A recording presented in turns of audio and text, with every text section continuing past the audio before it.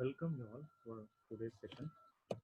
Today we'll see lab program, part B program for program number 12. That is square root of a given number. So how to find square root for the given number. So as our lab manual or lab question says, develop a program to find the square root of a given number, that is n, and execute for all the possible inputs with appropriate messages.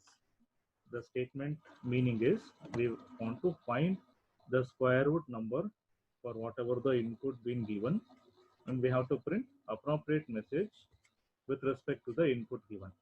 And one more thing we have to keep in mind is we should not use a built-in library function, that is square root of n, in order to find square root of the given number.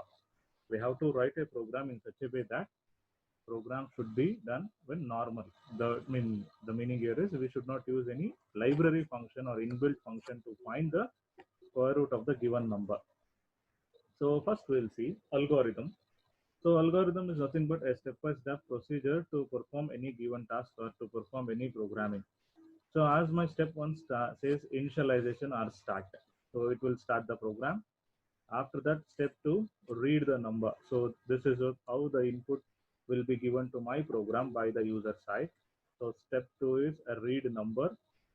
Step three, if I want to find the square root of a given number, first I have to see the few conditions where I can't able to see the square root of the given number. Like if the number is equal to 0, I can't find the square root for the 0. And if one more case is there, if my number is equal to 1, I can't find the square root because whatever it may be with one square, then the result remains same.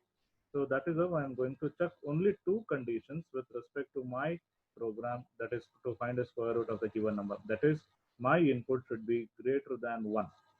So my first if says number is greater than or equal to 0. That is how my first if is there in my program, if condition. If that is true, again it will go to the one more if statement which is there inside my first if. That is, if number is equal to 0, exactly it is equal to 0. If it is exactly equal to 0, no point of finding square root for the 0. So result will be printed as 0. And one more condition we have, that is in else if, that is it checks whether the number is completely or exactly equal to 1. So if it is exactly equal to 1, again there is no point of finding square root of for the 1. So only if this all condition fails, then only it will go to one more else part which is there in my program. So that is nothing but result is equal to square of the number. So this program being written by using functions. So when we'll see what exactly the functions with respect to program. So here in my last else part, the function will be called with respect to number, and finally display step 4 is display the square root of the number, this result. So step 4 is nothing but whatever the value which is there in result, after getting a value from square of num, the value will be stored in result. So that result will be displayed using some display functions. And step 5 is stop. So this is how my algorithm or my flow of the program goes with respect to find square root of the given number with n. So now we'll see the program. So this is the complete program with respect to a square root finding. As we all know that program starts with hash include stdio.h, where hash you call it as a preprocessor directive. Stdio.h is an header file which is required in my program to execute input-output operations. So this hash will make use to include this preprocessor directive will help us to include this file in my program. And I am using one more library function, one more header file, that is math.h. Why? Because here somehow mathematical operations is there in my program. So in order to perform efficiently, in order to perform smooth execution, I'm including one more header file, that is math.h in my program. So after that, directly I'll go to the main part. Anyway, we all know that program starts from main. So int main. So here void is not required, but we are dealing with functions. That's why I used void in my main. So coming to my main part, I'm declaring variables, which is prerequisites to my program. So that I'm declaring in the type called float. So here float, number and result. Number, whatever the input where user is going to give, and the result, whatever the value will come out of that function will be stored in that result variable. So next, we all know the statement called printf. In order to print any statement on my output screen, I use a statement called printf, where enter a number will be displayed according to my program. After that, user will start entering. So in order to read that number, in order to pass input to my program, I want some input function. So standard input function, we call it as scanf, where I use percentage f. Why? Because I'm specifying number in the form of float. So format specifier is percentage f, and ampersand number. So ampersand is nothing but it is the address where exactly my value will be stored and where exactly my number space is situated in my memory. Next, as I said in algorithm, as soon as we start reading a number, I want to go with a few conditions in order to check whether for that given input I can able to find the square root or not. So that is what the basic conditions we need to check. So that is first if says if number is greater than or equal to 0, first it will check. If this statement is true, then again it will go inside. One more if is there. So that if says if number is exactly equal to 0, again if it is true, result 0 will be printed. It will come out of that. If it is false, it will go to else if part. In else if part, again I have one more condition, whether the number is exactly equal to 1. Again, if it is true, result 1 will be printed. It will come out of the program. So if it is false, again it will go to the last else. In my last else, I have one function, that is result is equal to square of number. So as I said, this program be written using functions. We have two different kind of functions. One is calling function, one more is called function. Always calling function should be in my main program, and the called function will be in outside of my main program. So here I am calling a function called square, and I am passing whatever the value which is there in number. So once compiler comes to this function, I mean square of number, automatically compiler will start searching where exactly I have defined this function. So when we are using functions in program, it's our bound duty to define function as well in my program. The meaning of define is what exactly it should be done. So you have to give definition for that. So calling function, called function, I'm giving here. So that is been done in a red color, highlighted in red color. See, once the function is called, automatically compiler will go to the called function and execute the statements which is there in called function, and again it will come out of the same position where exactly my controller moves out of from my main program. So once it comes to the main program, again we have printf statement where square root number will be printed by using printf statement. Now we'll see, assuming that my controller moves to a called function where again I'm declare a function definition is there in my program, that is float square of float n. So inside my called function, I'm initializing I and s. I with respect to integer type, s is with respect to floating type, and I'm finding s is equal to n by 2. I'm using a formula s is equal to n by 2 in order to find the exact half of the given number. So again, I'm going with for I is equal to 0, I less than n, I plus plus. This is a for condition where I want to, in order to do a looping kind of thing in my program, I'm going with for. So this for is nothing but in order to repeat the same statement for multiple times, I'm using a kind of looping. So here the for loops until my n condition satisfies. That is I less than n. If I am giving 9 as input, 0 to 8 iterations will be done. So that is how my for will do. Why this loop is used in essence? In order to find the exact square of the given number, we are going with this kind of for. See, as soon as it goes for, again it will go to the, if condition is true, it will go to the formula, that is s is equal to s plus n by s completely divided by 2. This is the only thing you need to remember in order to write the square root of the given number program. So finally, after condition fails, it will come to the return s, where s holds the value which is there in my called function. So finally, s will be returned to again calling function where exactly it is there in my program, I mean main program, in the place of result where the value s value will be stored where res is pointing. So it means that the value from called function will be placed in my result variable. So finally, I'm using result variable to print the square root of the given number. So this is how the program works. Now we'll see in detail with respect to the tracing part. So I'm taking first main part. So printf, enter the number. So again, same message will be displayed on my monitor screen. Next, I have something called scanf, which starts taking input from my input device. So here, my example is 9. So I'm passing a 9 as a number to my program. So first, again, what I said, it will check the condition, whether number is greater than or equal to 9. Yes, 9 is greater than or equal to 0. Yes, it is true. If it is true, again, it will go to the one more if statement, that is if number is exactly equal to 0. Whether 9 is exactly equal to 0? No. Here the condition is false. The condition is false. Again, it will go to the else if part. So else if part, again, it checks one more condition, whether the number is exactly equal to 1. Whether 9 is exactly equal to 1? No. Again, condition is false. If condition is false, it will go to the last else where I have a function where result is equal to square of 9. See, you have to observe in such a way that here we are going to call a function which is called a calling function. So main function, we are calling a function, we call it as a calling function. Now, as soon as my compiler starts reading that result is equal to square root of 9, automatically it goes to the called function where 9 is passed. See, float square, in the place of float n, I am passing the value 9. So 9 is from main program.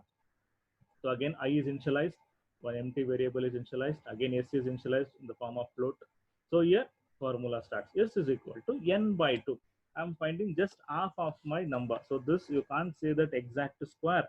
So if you take 4, 4 by 2 will get 2. So you can say, but for all the numbers, this will not hold good.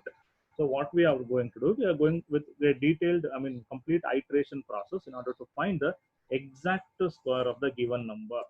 So here S is being calculated by the formula n by 2, where n, the value of n is 9. 9 by 2 is 4.5. 4.5 is not a perfect square, but I'm finding a half of my given number. So next I have for. So this is what iteration. I'll just take it as a pass one, where I is initialized to 0. 0 is less than 9 and 0 plus plus. So condition is true now because 0 is less than 9. If condition is true, it will go to the formula that s is equal to s plus n by s divided by 2. So where the value of s is 4.5 plus the value of n is 9 divided by the value of s is 4.5 completely divided by 2. So this is how we will get a value. First I'm going to get a value by 9 by 4.5 will get 2. So again 2 plus 4.5 will get 6.5 completely divided by 2. Finally we'll get s is equal to 3.25. So now it will not come out of the for loop because this for loop is true now. So until this condition fails, it will not come out of the for loop. So again, it goes to the second iteration, pass 2, and it takes the value of s. So the last iteration value of s is 3.25. Now again, I will be incremented here. So the now I value is 1. So I is equal to 1. 1 is less than 9. Yes, it is true. If it is true, again it will go to the formula. So that is s is equal to s plus n by s divided by 2. Here s value is 3.25 because in last pass the value of s will be updated. That is 3.25 plus 9 by 3.25 completely divided by 2. So here first I'm going to do with 9 by 3.25, that is 2.769 will get plus 3.25. So by adding this we'll get 6.0192 divided by 2. So finally s value is 3.009.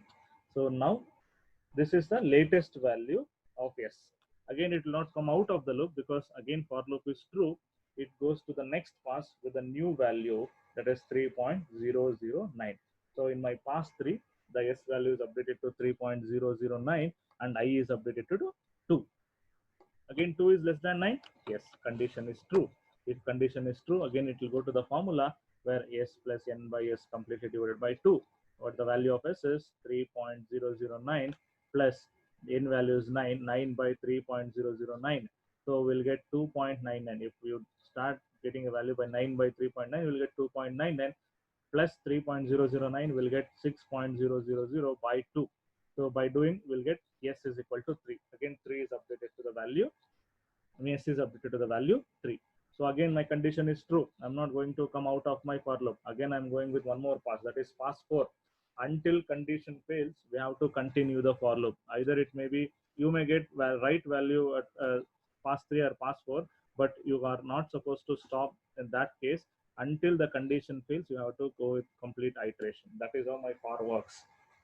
So you can say here, sir, for 9, S value is 3. So this is the perfect square for 9, but my for loop is still true. So if you get exact value also, you have to perform the iteration until the condition fails. So here I am going with pass 4, where I is incremented to 3. 3 is less than 9. Yes, it is true. Again, I'm going to the formula, that is 3.00 plus 9 by 3 by 2. By 9 by 3, I'll get again 3.00 plus 3, I'll get 6. Again divided by 2, again I'll get 3.00. So this value is again updated to yes. Again I'm going with pass 5. Now I is incremented to 4. 4 is less than 9. Yes, it is true. Again s is being calculated. Again I'll get s as again 3. 3 will be updated. S is updated with 3 again. I'll go with pass 6. Now I will be incremented to 5. 5 is less than 9. Yes, it is true. Again it will go to the formula. It will find the value of s. Again it will update the value of s for next pass. Now I'm going with pass 7, where I is incremented to 6. 6 is less than 9. Yes, it is true. It will go to the formula. Again it will find the s value. Again s value is updated to the last. Again it will go to the pass 8. Now I will be incremented to 7. 7 is less than 9. Yes, it is true. If it is true, again it will go to the formula. It will find s value. That is again s is updated with the value 3.000. Again I will be incremented. So I is equal to 8. 8 is less than 9. Yes, it is true. If it is true, again it will go to the formula to find the value of s. Again it will increment the value. Now I value is 9. Whether 9 is less than 9? No. Here the condition fails. Once condition fails, it will come out of the for loop and return the value which is there in s. What I have value of s is 3.000. So this is the last value which is there in s, means the latest value. So return s will print the value yes to my main program. So so this s will return to my main program. So this is how. So yes will be returned from my called function. So once the value will be fetched, or once I got the value from called function, that value will be passed to my calling function that is there in my main program. So from there I'm using printf statement to print the value which is there in result. In the place of square of num, 3 will be printed. So in the place of result, 3 will be stored. By using printf statement, I am printing the value on my desktop, so on my output window. So this is how the program executes with respect to square root of the given number. So now we'll see the execution part of this program. Now we can see the execution of the program. I'm using online compiler to execute the program, C program. So this is my main program, complete program. Main part is there, and then function part is also there. In my main part, I'm reading a number and I'm checking few conditions with respect to number, and I'm passing that number to a called function. I'm calling a function called a square in my main program, and I'm passing that value to the function called as square. So in my called function, it will give the value, the exact value of my square of my given number, and that value again will come to my main program. With the help of printf statement, I'm going to print on my output screen. So we'll run the program and we'll see the output of my program. So I'm going to run the program. So as I said, in my printf, I have a statement called enter a number. So that will be displayed on my output screen. As I explained with respect to 9, I'm going to take 9 as my input. So if I press enter, so square root of the given number, that is 9, is 3.000. So this is how the program works. Again, in my question, they said it has to work for all possible input. So I'll go with all kind of possible inputs. So as I said, I have few conditions. If it is equal to 0, no point of finding square root. Again, result will remain 0. 0 for anything with respect to square, it again 0 will come. So this is how my first condition works. Again, my second condition, if my n value is equal to 1, so if my input is 1, again 1 square, 1 will be the answer. So if I pass any negative values, if I pass negative values again, so there is no output for my negative values, because this program works on only a positive values. So I can add one more statement saying a invalid input or for there is no square root for negative numbers. So that will be printed in my output screen. So this program is only for a positive integer numbers. So if I give a point values, so I'll go with one more output with respect to point values, that is 50.5, assuming this is my input. So exact square of 50.5 is 7.106335. So this is how my program works. For all the input possible, I mean the valid inputs, it will find the square root. Exact square root will be found. So, so this is all about the program in order to find the square root of the given number. Thank you.